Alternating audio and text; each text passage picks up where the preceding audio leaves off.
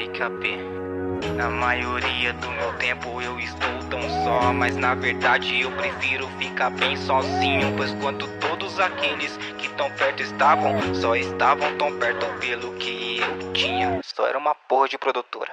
Do que eu era, e mesmo assim era desprezado.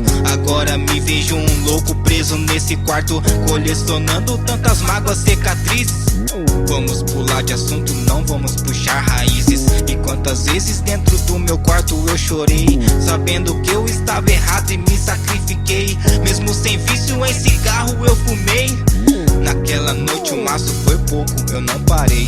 Pessoas boas sim vieram me orientar pra ser mais forte, ter mais garra e não parar. Mas como não parar com a faca apunhalada nas costas, não é o que eu queria, mas sim o que eles gostam. Passar de um tempo eu desabafei com a minha família. Por tantas perguntas parece que eles já sabiam o que comigo ali estava se passando.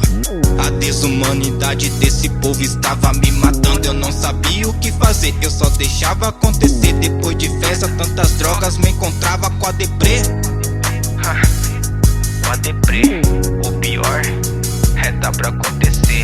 Passei vergonha quando a minha irmã foi me buscar.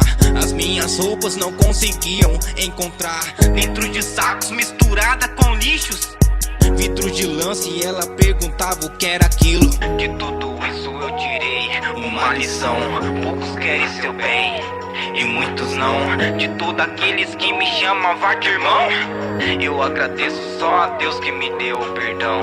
Na casa da minha família também tive desprezo. Queria saber por que todos me tratam desse jeito. Me deparei sem resposta e sem empolgação. Dali já estava prevendo, não tem mais solução. Me afastei de uns e me mudei para a Bahia. E mesmo em Bahia a história repetia. Todos estavam diferentes e eu sentia mudança. Algo está acontecendo, porque tanta arrogância. Calado no meu quarto e produzindo essa música, e refletindo em tudo isso que me machuca. Resolvo pegar o caderno, acrescentar umas letras. Parei, pensei em todos antes de fazer besteira. O erro não está neles e sim está em mim. Eu só queria tirar tudo isso de dentro de mim, ser feliz e transpassar felicidade, mas meu coração está podre com a infelicidade.